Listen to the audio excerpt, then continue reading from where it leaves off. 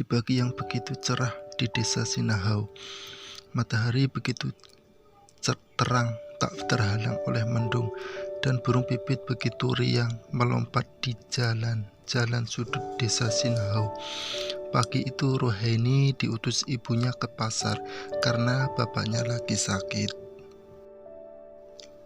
Untuk membeli beras pagi itu Rohaini semangat sekali karena sudah lama tak pernah ke pasar. Dengan ditemani sepeda tuanya, Rohaini melangkah pasti. Setibanya di pasar, Rohaini memilih mana beras yang harganya terjangkau. Dengan sangat teliti, Rohaini akhirnya sudah memilih semua barang belanjaannya. Pukul lebih 09, akhirnya Rohaini pergi untuk pulang. Angin begitu semilir di jalan berbukit melewati desa Bengawan. Rohaini begitu senangnya ingin cepat pulang. Ia begitu kencang mengayuh sepedanya. Ia lupa ada batu di depannya. Akhirnya ia terjatuh dan berguling-guling di atas tanah. Dia menjerit kesakitan. Beras yang ia bawa kocar-kacir di tanah. Hati Rohaini sedih melihat berasnya kocar-kacir di tanah. Tiba-tiba ada satu pemuda yang lewat. Pemuda itu kaget melihat ada gadis terjatuh dari sepedanya. Dengan sergap ia menolong gadis itu. Namanya Asman, pemuda dari desa Nyanma. "Asman, kamu kenapa, Neng? Kok bisa seperti ini?" jawab Rohaini. Iya kak, tadi terjatuh dan akhirnya begini." "Asman, bagaimana dengan badan kamu? Apa ada yang terluka?" jawab Rohaini. "Sedikit kak." Akhirnya Asman mengambil daun pete, dikunyahnya dan langsung dioleskan pada bagian tubuh Rohaini yang terluka. Mereka berdua berpandang-pandangan, tapi dengan satu pandangan yang mereka curi-curi. Akhirnya dengan baik hati, Asman membantu Rohaini. "Asman, kamu tunggu di sini sebentar ya, aku akan membeli beras yang tumpah itu," jawab Rohaini. Tapi kak, Asman, "Nggak apa-apa, tunggu sebentar di sini, aku balik ke pasar." Akhirnya Asman pergi ke pasar untuk mengganti beras Rohaini yang tumpah. Setelah Asman mendapatkannya, langsung ia cepat-cepat untuk memberikan ke Rohaini. Asman bertemu Rohaini yang masih menunggu di pinggir jalan. Dengan senang hati Rohaini menerima beras yang dibawa Asman. "Rohaini, terima kasih kak." Asman, "Iya Neng, sama-sama." Asman, "Kalau boleh tahu nama kamu siapa?" jawab Rohaini. "Iya kak, nama saya Rohaini." "Kakak sendiri namanya siapa?" jawab Asman. "Aku Asman Neng, rumahnya di mana? Apa perlu aku antar?" Rohaini, "Nggak usah kak, rumah saya di ujung desa Sinahau." "Kakak sendiri rumahnya di mana?" jawab Asman. "Saya pemuda asli Nyanma." Dalam hati Rohaini bertanya-tanya, kok aku baru melihat pemuda itu ya? Dilihat dari penampilannya, dia seperti pemuda pesantren. Asman bertanya, "Ya sudah, kalau begitu saya pulang dulu ya."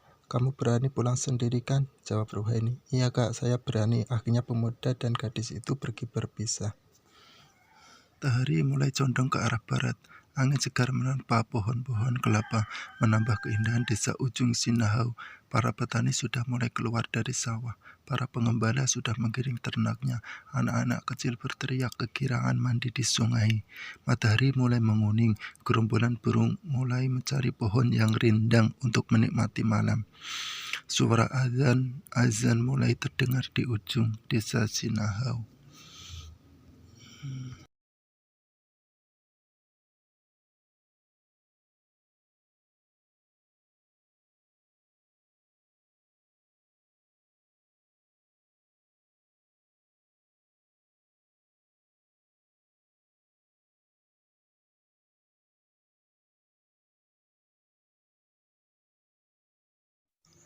Saat itu desa Sinahau begitu gelap gulita, tak seperti biasanya.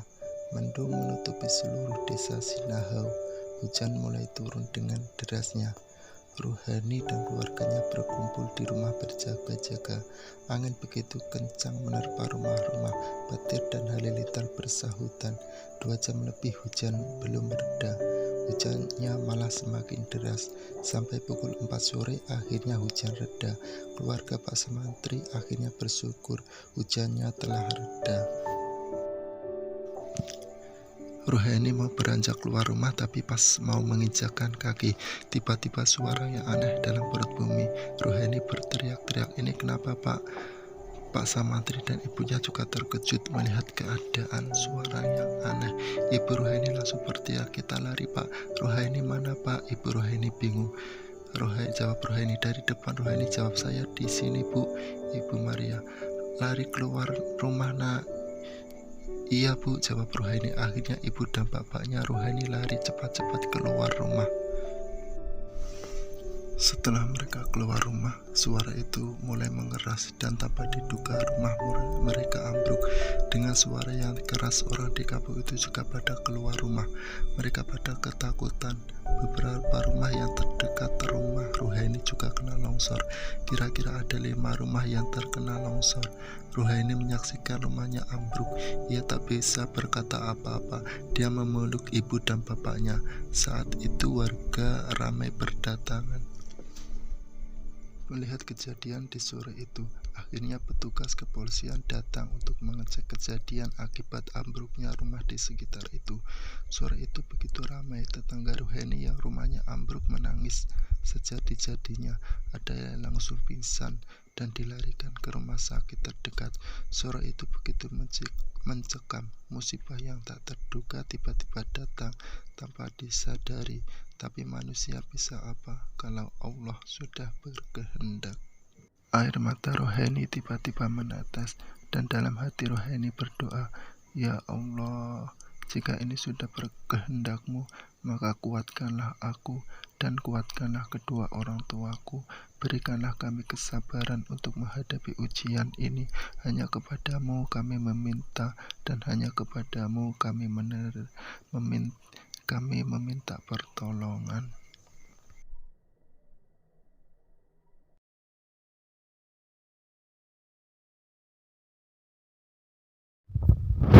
Hari itu tampak cerah di desa Sinahau, tapi keluarga Samantri masih diselimuti rasa sedih karena musibah yang menimpanya. Meski bantuan dari pemerintah mengalir berupa makanan dan pakaian, Pak Samantri memikirkan untuk pergi ke rumah saudaranya karena kakak dari Pak Samantri menawarkan pindah ke rumah saudaranya. Berhubung Ruhani sudah lulus dari sekolah dasar di desa Sinahau sambil melanjutkan SLTP di kota kakaknya Pak Samantri. Karena keluarga Pak Rahmat, kakak kandung Pak Samantri, juga mempunyai rumah 2 di sana yang tak terpakai. Pak Rahmat cuma mempunyai 1 anak laki-laki yang sedang di sekolah di Mesir, tempatnya di Al-Azhar.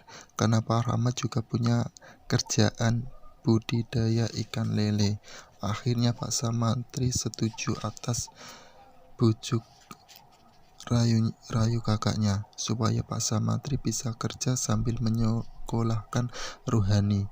Untung-untung bisa menabung untuk membangun rumahnya yang roboh. Siang itu juga Pak Samantri izin kepada Pak Kades di desa Sinahau untuk pindah sementara dan izin untuk menggantikan imam di Masjid Sinahau. Akhirnya Pak Kades mengizinkan. Walaupun berat hati, Ruhaini mulai berkemas-kemas pakaiannya. Tak lupa ia izin dulu ke rumah Rukayah, sahabat setianya. "Ruhaini, Pak, Bu, aku izin dulu ke rumah Rukayah ya," jawab ayahnya. Jawab, "Iya nak, hati-hati di jalan." Ibu Samari, izinnya nanti aja ya, sambil kita berangkat nanti kita juga mampir sowan ke pesantren As-Salami. Jawab Ruhaini, "Iya Bu, sampai lupa aku kan belum izin sama Pak Kiai." Pak Samantri, "Baik, kalau begitu kita kemas pakaian kita langsung berangkat ke kota Pak Demo." Keluarga Pak Samantri sudah siap untuk pergi ke kota Pak D-nya. Tak lupa mereka berpamitan sama tetangganya. Tetangga Ruhani sedih karena mau meninggalkan mereka, karena keluarga Pak Samantri menjadi figur mereka, figur yang taat dan rajin beribadah.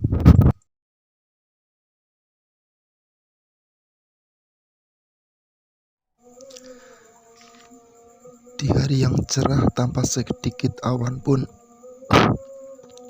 di langit begitu cerah, keluarga Pak Samatri mulai melangkahkan kaki setelah berpamitan sama Rukayah, teman Ruhaini. Pesan terakhir sahabatnya itu, Kak Ruhaini, kamu yang rajin belajar ya, yang semangat supaya bisa tercapai apa yang sudah kau cita-citakan. Jawab Rohani, iya sahabatku, kamu juga terus belajar. Nanti kalau sempat aku akan main ke sini. Rohani setelah berpamitan sama sahabatnya langsung naik angkutan umum menuju Pondok As-Salami. Sesampai di sana, Rohani ingin meneteskan air mata karena harus berpisah sama teman-teman di pesantren dan tak mendengar lagi ceramah yang disampaikan Pak Kiai. Setelah sowan ke dalam Kiai, mereka izin pamit. Tak lupa Pak Kiai menasihati Rohani supaya bisa menjaga dirinya tak mudah terpengaruh oleh dunia kota yang serba glamor. Dengan seksama Rohani mendengarkan nasihat-nasihat Pak Kiai. Akhirnya Rohani bersama keluarganya meninggalkan Pondok As-Salami. Dilanjutkan dengan naik bus antar kota. 2 jam lebih mereka dalam perjalanan. Pukul 11 siang Rohani sampai di rumah Pak D-nya, Pak Rahmat dan Ibu Sri begitu senang melihat saudaranya datang. Rohani dan keluarganya langsung dipersilakan untuk masuk. Alhamdulillah Bu, Rohani dan ibunya sudah datang. Pak Rahmat langsung mempersilahkan untuk makan. Setelah mereka selesai makan dan ngobrol begitu panjang, Pak Rahmat mengantarkan Pak Samatri ke rumah kosong yang tak terpakai itu. Rohani begitu senang mendapatkan tempat sementara yang bersih dan rapi itu. Rohani dan keluarganya segera menaruh kopernya dan membersihkan tempat baru mereka yang sudah. Kalau begitu aku pamit pulang dulu ya, kata Ibu Sri. Semoga panjenengan kerasan di sini, timbal Bu Sri. Iya Mbak, matur suwun ingkang kata lomba sudah baik, kata Ibu Maria. Akhirnya Pak Rahmat dan Ibu Sri meninggalkan tempat itu. Rohani begitu bersyukur punya Pak D dan Bude yang baik hati.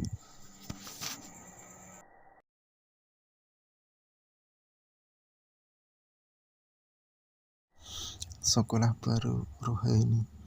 Pagi itu tak seperti biasanya. Keluarga Rohani bangun agak kesiangan. Maklum mereka capek karena seharian mereka naik kendaraan ditambah kesibukan membersihkan tempat tinggalnya yang baru. Pak Asman cepat-cepat membangunkan Rohani karena hari itu Rohani mau mendaftarkan sekolah barunya di kota Tuban dan Rohani juga akan masuk pesantren di kota Tuban. Rohani begitu kaget dibangunkan ayahnya. Ibunya juga kaget. Langsung keluarga itu mengontok sholat subuh yang kesiangan. Ini gimana ya? Ibu belum mempersiapkan sarapan, kata ibunya. Jawab Pak Samatri, tak usah Bu, Ibu masak mie rebus aja untuk sarapan kita supaya lebih cepat. Ibu Maria langsung memasak mie rebus. Dalam waktu 10 menit saja sudah langsung jadi. Keluarga Pak Samatri akhirnya sarapan. Setelah selesai, Rohani diantar ayahnya mendaftar di sekolah barunya itu. Dengan nilai tinggi yang dibawa, Rohani akhirnya masuk di sekolah favorit itu. Rohani begitu senang setelah terdaftar masuk di sekolah favorit. Rohani juga melanjutkan mendaftar di salah satu pesantren di kota Tuban yang terbilang sangat ketat. Di pesantren itu banyak mengaji tafsir dan juga menghafal Al-Quran. Rohani juga diterima di pesantren, sebut saja pesantren Kalijaga. Rohani pulang dengan senang hati diterima di pesantren itu. Rohani dan ayahnya setelah selesai mendaftarkan langsung pulang dengan naik angkutan umum. Setelah sampai rumah, Ibu Rohani begitu senang anaknya diterima di sekolah favorit. Antara teman dan lawan.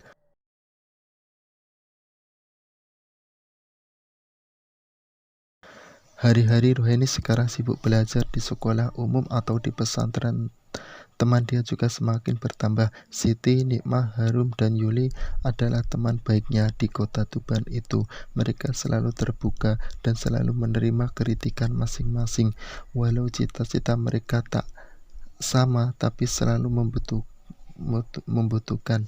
Siti bercita-cita jadi dosen, Nikmah jadi hafidhoh, Harum ingin jadi ibu rumah tangga yang merawat anak-anaknya, dan Yuli ingin punya usaha makanan. Berhubung empat teman itu sama-sama sekolah, sama-sama di pesantren, Roheni termasuk yang paling cerdas di antara mereka.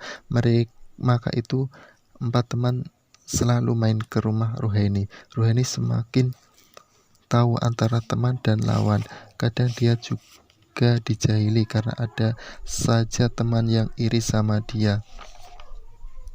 Pernah suatu saat pas Roheni pulang dari sekolah, Roheni dikerjain, sepatunya dikasih lem, tapi Roheni selalu tersenyum dan tak ada niat untuk membalasnya. Roheni begitu dicintai guru-gurunya.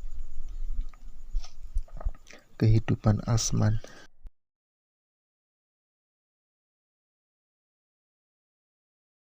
Di tempat lain nan jauh di sana, anak sang kiai dari desa Nyanma, ia pemuda itu tak lain adalah Asman, pemuda yang pernah menolong Roheni waktu berasnya tumpah. Asman mendalami ilmu di pesantren ternama di kota Kediri. Kini Asman sudah menjadi guru di pesantren itu. Karena kecerdasan dan tawaduknya, Asman disukai murid-muridnya di madrasah pondok itu. Asman sendiri masih kuliah S1, tapi Asman diberi amanah sang kiai pondok itu untuk ikut membantu mengajar di pesantren itu, karena sang kiai mengetahui kemampuan Asman. Hari itu Asman mengajar di pesantren, tapi dia dapat kabar dari rumah kalau ibunya lagi sakit. Asman hari itu disuruh pulang orang tuanya. Asman mendengar kabar itu langsung dia minta izin sama kiai kalau dia diutus pulang. Dan hari itu juga dia meluncur dari kota Kediri menuju kampung Nyanma dengan menaiki bus kota. Asman sangat ingin segera sampai. Pas melewati kota Tuban, tak disangka Asman melihat dari jendela kaca ada gadis yang berdiri menunggu angkutan. Lewat dari pandangannya, Asman tak asing dengan wajah gadis itu. Dalam ingatannya yang jauh, Asman mencoba menerawang. Setelah menerawang, Asman mulai menemukan bahwa gadis itu gadis yang pernah ia tolong waktu berasnya lagi tumpah. Yang ia tolong, dalam hatinya ia tersenyum. Gadis itu sudah beranjak dewasa. Ia tersenyum sendiri sampai orang yang satu bangku dengan dia bertanya, Mas kok bisa sama senyum-senyum sendiri? Jawab Asman, iya mbak, lagi pingin senyum-senyum sendiri. Mbak yang ada di sampingnya heran sendiri, kok ada orang yang seperti itu. Asman heran kenapa gadis itu sudah besar. Dia kenapa ada di kota Tuban, di sekolah mana dia, dan tinggal di mana dia, sama siapa dia. Asman mulai penasaran dan hatinya mulai gelisah dengan gadis itu. Astagfirullah, apa yang aku pikirkan? Bukankah ini bisikan setan? Kenapa aku tertipu? Ya Allah, maafkan aku jika ia jodohku, toh juga tak akan lari kemana. Akhirnya ia sadar dan mulai memikirkan lagi keadaan ibunya yang ada di rumah. Bus yang melaju cepat sudah mulai sampai di kota Nyanma. Sebentar lagi Asman sudah sampai di rumah.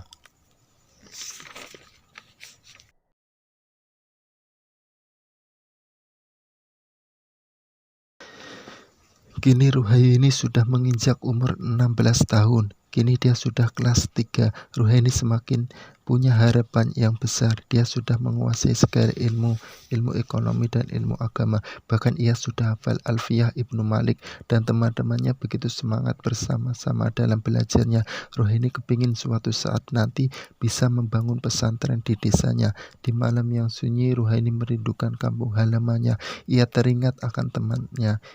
Ia ingin pulang ke kampungnya dan ingin mengabdikan apa yang ia bisa untuk kampung di malam. Setelah Selesai sholat tahajud, ia merenung begitu lama. Tak sadar di belakangnya ada ibunya. Ibu Maria memegang punggung Ruhaini. "Nak, kamu mikirin apa? Kok belum tidur?" "Sholat tahajudnya sudah selesai kan?"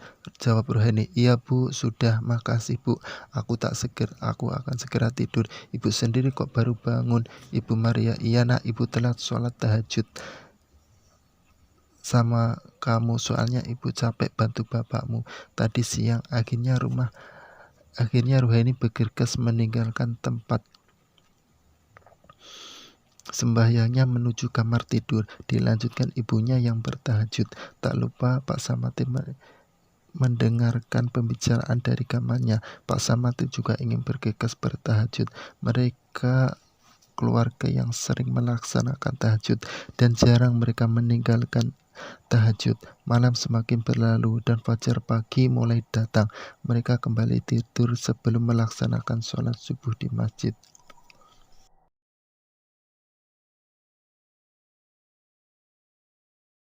Hari-hari yang sudah dilewati Ruhaini, kini Ruhaini sudah menginjak kelas 3 SMA dan kelas 3 aliyah. Ruhaini dapat predikat terbaik di kelasnya.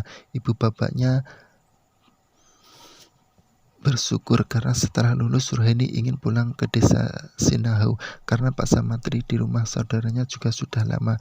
Dia juga sukses membantu saudaranya berbisnis. Pak Samantri ingin membangun rumahnya lagi di Sinahau. Pak Samantri dan Ibu Maria sudah merencanakan sesudah Ruhaini lulus sekolah mereka ingin balik ke desanya. Ruhaini juga mendapat siswa untuk meneruskan kuliah di luar negeri, tapi nanti hati Ruhaini tak begitu minat. Ia ingin meneruskan kuliah di jurusan tafsir dan hadis, tapi ia malah mendapatkan beasiswa. Karena Ruhaini jatuh hati pada ilmu-ilmu salafi, tak heran Ruhaini malah tak pernah meninggalkan ngajinya. Ruhaini berpendapat ingin menjadikan desanya desa yang kuat dan aman, yang kuat imannya. Dalam waktu yang dekat Ruhaini sudah lulus. Ia begitu berat jika harus kuliah nanti karena harus meninggalkan orang tuanya, tapi orang tuanya tetap ingin Ruhaini jadi orang yang maju. Orang tuanya ingin Ruhaini kuliah di Kairo, Mesir, tapi Ruhaini belum mau jika harus ke Kairo.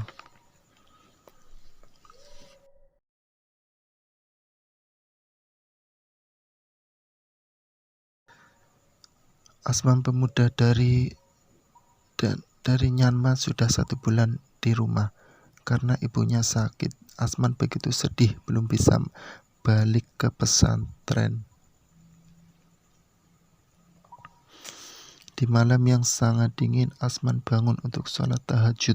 Malam begitu ia kusuk bermunajat kepada Allah. Asman bersujud begitu lama dan berdoa untuk ibu tercintanya semoga cepat sembuh. Dalam doanya Asman berdoa semoga ibunya kuat. Belum selesai ia berdoa, sang ayah memanggil pelan dari luar kamarnya. Suara ayahnya, "Man, Man, ibu kamu, Man." "Asman," jawab Asman. "Iya bah, kenapa dengan ayah?" "Ibu kamu telah pergi meninggalkan kita. Ibu kamu ingin bermain di surga dulu." Sontak Asman yang belum kering air mata dari doa langsung gugup menghampiri sang ayah. Innalillahi wa inna ilaihi rajiun. Ibu Asman telah pulang ke hadirat Allah Subhanahu wa Ta'ala. Hari itu Asman dan keluarganya sangat sedih harus kehilangan seorang ibunya. Asman begitu sedih harus ditinggalkan ibunya yang ia cintai. Asman berkata, "Bah, kenapa ibu begitu cepat ninggalin aku, Bah?" Jawab abahnya, "Iya nak, kita kadang tak senang dengan rencana Allah, tapi yakinlah nak bahwa itu yang lebih baik untuk ibumu yang Allah rencanakan." Akhirnya Asman sadar dan mulai menyadari atas apa yang menimpanya. 7 hari sudah berlalu dari kepergian ibunya. Asman pergi balik ke pesantren. Walau berat meninggalkan abahnya seorang diri di rumah, tapi Asman harus melanjutkan di pesantren untuk melanjutkan tugas-tugas yang belum ia kerjakan, dan Asman sendiri harus menyelesaikannya. Cobaan.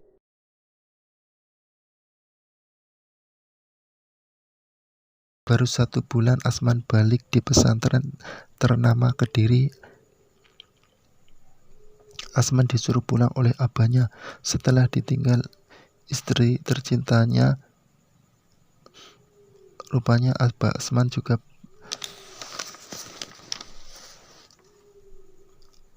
punya pesantren sendiri.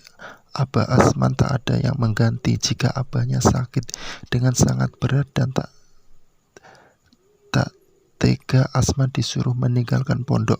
Asman begitu berat untuk meninggalkan pesantren, tapi mungkin ini rencana Allah. Tadinya di kampungnya juga sama-sama jihad menegakkan agama Allah. Akhirnya Asman menyelesaikannya S1. Setelah selesai, Asman izin kepada kiai, guru, dan murid-muridnya. Mereka begitu sedih harus ditinggal orang yang begitu baik dan selalu ramah kepada setiap orang. Antara kesedihan dan kesepian, Asman sudah balik di kampungnya. Ia menggantikan abahnya mengajar di pesantrennya. Dengan bekal ilmu yang ia miliki, pesantren abahnya tambah semakin ramai. Santri dan santriwati berdatangan untuk menimba ilmu dari Gus Asman. Tapi bagi Asman, dalam kesibukannya yang begitu berat ia jalani, ia begitu butuh pendamping hidup. Ia mulai kepikiran yang sebelumnya belum ia pikirkan. Akhirnya ia mulai matur kalih abah, "Iya nak, mungkin sudah waktunya kamu punya jodoh. Datanglah kamu ke rumah Pak Lekmu. Siapa tahu ia bisa mencarikan kamu jodoh yang baik." Hari itu juga Asman pergi ke rumah Leknya yang ada di desa Sinahu. Setelah 2 jam selesai, akhirnya Asman sampai ke rumah Pak Leknya dan mengutarakan apa yang ia maksudkan.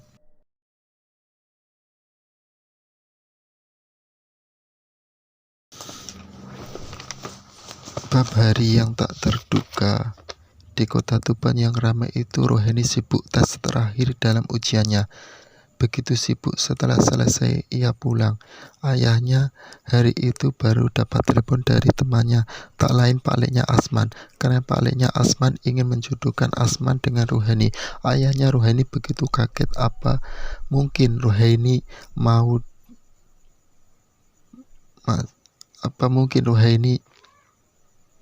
masih ingin kuliah? Sebenarnya ayahnya belum siap, tapi juga tak bisa menolak. Apalagi yang meminang adalah putra kiai dari sebelah desanya. Ibu Roheni malah senang dapat kabar dari suaminya. Setelah pulang, langsung saja ayah Roheni menyampaikan kabar. Sontak saja Roheni kaget. Mereka berunding dengan keadaan yang menegangkan. Ayah Roheni bilang, "Tak baik Londo menolak, apalagi mereka keluarga yang beriman." Roheni tak bisa bicara lagi. Ia diam 1000 kata.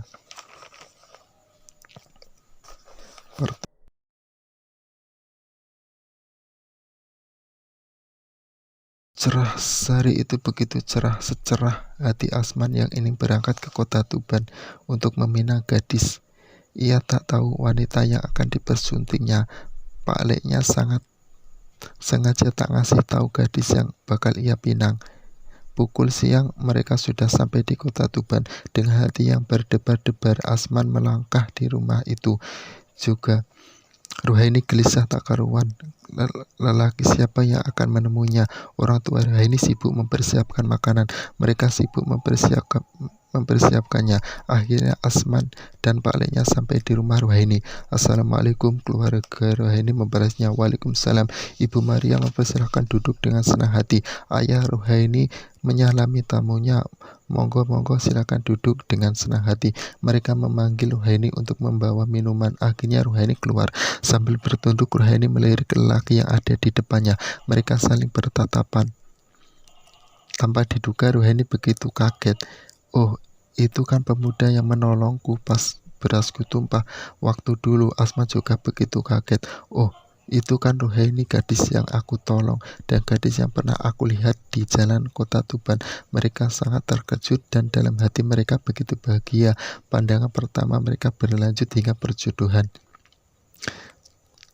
Dan basa-basi yang begitu panjang, akhirnya Asman dan Pak Leknya pamit pulang. Asman begitu bahagia. Mereka berdua pulang dan menunggu 1 minggu untuk mengambil keputusan, karena harus menunggu keluarga untuk menerimanya. Hari yang mereka tunggu datang juga. Mereka saling setuju, dan inilah hari bahagia Ruhaini dan Asman. Pernikahan diadakan spesial di tempat Asman. Asman berlinangan air mata membayangkan sosok ibunya menemani pernikahannya. Ruhaini begitu cantik menggunakan anggun pengantin. Di pesantren Asman begitu banyaklah tamu yang hadir dan santri-santri yang ingin mengucapkan selamat atas ustadz barunya. Malam itu begitu indah dengan disinar bulan yang begitu terang. Bisik Asman di telinga Ruhaini, kenapa beras kamu aku bantuin ya? Jawab Ruhaini. Iya mas, terima kasih. Mereka senyum-senyum bahagia. Akhirnya cita Ruhaini jadi ustazah terjawab sudah, karena menjadi istri Ustadz Asman, pemilik pesantren di desa Nyanma. Ruhaini bersyukur kepada Allah atas rencana indah Allah. Sekian.